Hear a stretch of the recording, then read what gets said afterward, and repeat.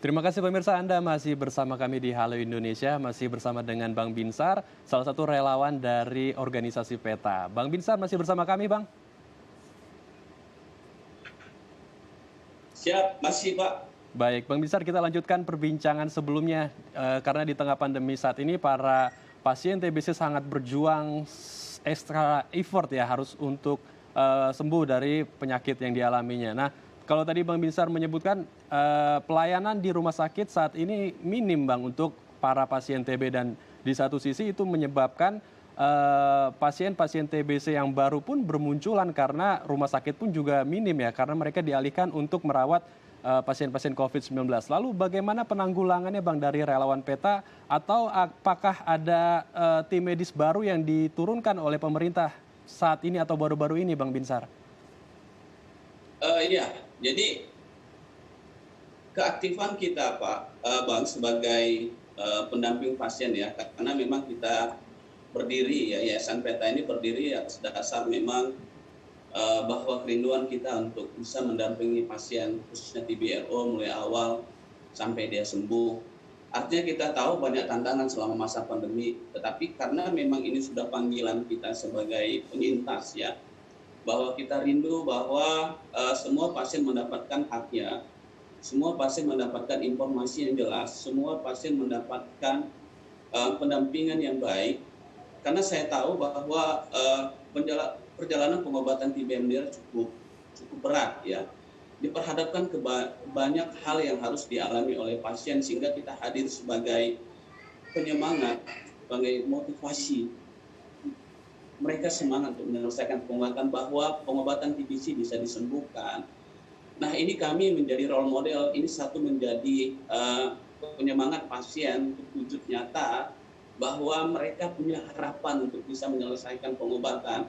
Lalu kemudian kami dari PETA rindu supaya Jakarta, bahkan Indonesia sendiri, bebas dari TB, karena kita tahu bahwa banyak kesulitan yang terjadi ketika pasien itu harus menjalani pengobatan. Ya, mereka harus terbentur dengan pekerjaan, keluarga, lalu kemudian sisi sosialnya jadi terganggu, dan mereka tidak bisa melakukan aktivitas, bahkan ada yang sampai berhenti bekerja, ada yang tidak bisa melakukan kegiatan apapun.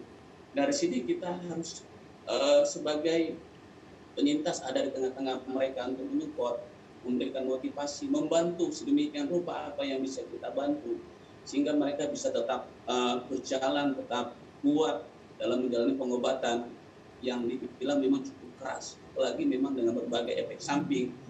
Lalu kemudian di masa pandemi ini mereka mengalami banyak hal tantangan juga, dan kita memang harus memberikan informasi yang jelas terkait COVID-19, terkait layanan. Kita mau pastikan bahwa ketika mereka sudah positif TB, mereka bisa mendapatkan layanan dengan baik.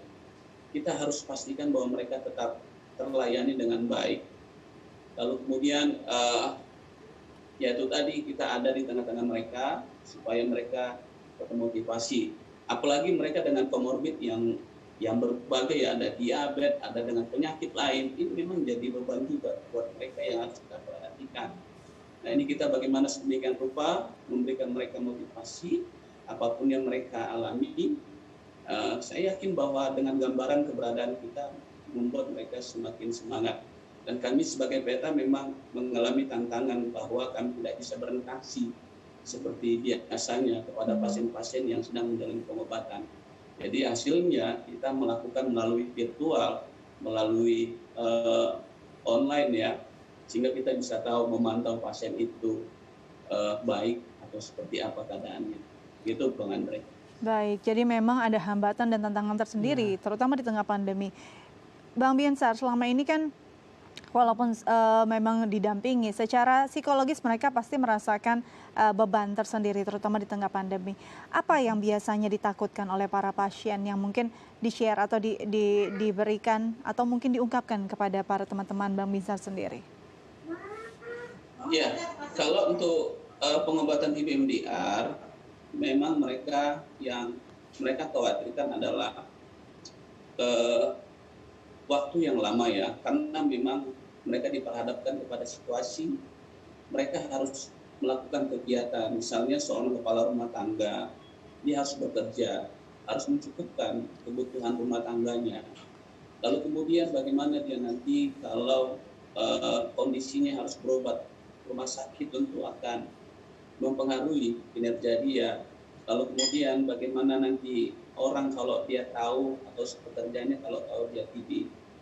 Nah lalu kemudian seorang efek samping obat yang cukup keras. Nah ini juga jadi beban juga buat mereka. Lalu kemudian dengan beberapa penyakit yang mereka alami, ini menjadi satu beban buat mereka.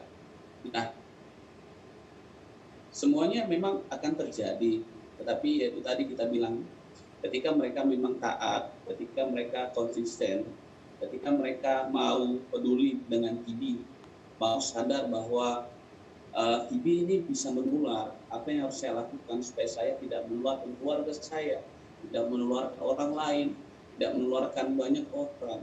Ya, salah satu jalannya adalah berobat sampai tuntas.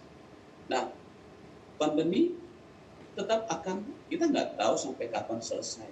Tetapi yang pasti bahwa saya secara pribadi maupun yayasan, kita tetap memberikan informasi yang jelas bahwa tidak ada halangan sekalipun masa pandemi untuk pasien datang ke layanan. Yang penting pasien mengikuti protokol, memakai masker, ya, jaga jarak, lalu kemudian pakai sanitizer. Ini adalah salah satu pencegahan. Nah ini yang kita gencarkan, ini yang kita informasikan.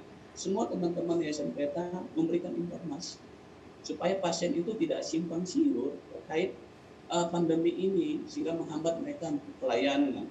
Nah kalau mereka terhambat untuk pelayanan, sudah pasti capaian kita, capaian pemerintah sendiri, capaian puskesmas sendiri akan semakin kecil, sementara angka pasien baru semakin banyak. Itu Bang Andre. Ya. Baik, terakhir Bang Binsar, singkat saja, apa pesan Bang Binsar untuk para pasien TB agar mereka tetap rutin meminum obat dan tetap mempunyai spirit yang luar biasa agar bisa sembuh dari penyakitnya dan bisa beraktivitas kembali seperti sedia kala. Apa pesannya Bang Binsar? Ya, pesan saya bagi saudara-saudara saya yang menjalani pengobatan TB saat ini, ya, saya tahu keadaan teman-teman semua bagaimana menjalani pengobatan, ya, diperhadapkan kepada obat, diperhadapkan kepada situasi yang saat ini sedang pandemi, lalu kemudian situasi ekonomi mungkin ini terjadi bagi teman-teman pasien yang menjalani pengobatan. Nah, harapan saya adalah bahwa tidak ada satu pun yang menghambat ketika tahu bahwa apa yang kita lakukan tujuannya baik. Karena kita tahu TBC bisa disembuhkan. Nah, harapan saya bahwa setiap pasien TB menjalani pengobatannya, melakukan pemeriksaan dengan baik, mengikuti rekomendasi atau aturan yang sudah ditetapkan oleh dokter. Lalu kemudian mencegah supaya tidak terjadi penularan di rumah maupun di tempat-tempat umum, yaitu dengan cara pakai masker, ya, tidak meludah sembarangan, tidak batuk sembarangan, tidak bersin sembarangan kalau kita memang sudah positif TB. Dan jangan takut dengan COVID-19 karena memang pencegahannya hampir sama. Sebelum terjadi COVID, kita sudah edukasi bagaimana pasien TB tetap pakai masker, bagaimana pasien mempunyai etika batuk. Ya, jadi sebenarnya sebelumnya terjadi pandemi, teman-teman sudah tahu bagaimana cara pencegahan penularan TB maupun penularan COVID.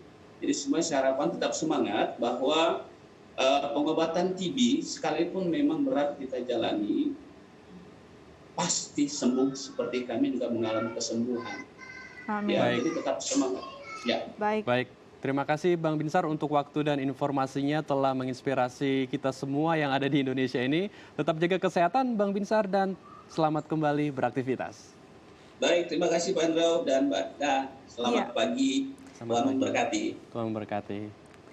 Baik pemirsa, usai jeda kita akan menghadirkan informasi menarik lainnya. Karena itu jangan kemana-mana, tetap bersama kami di Halo Indonesia.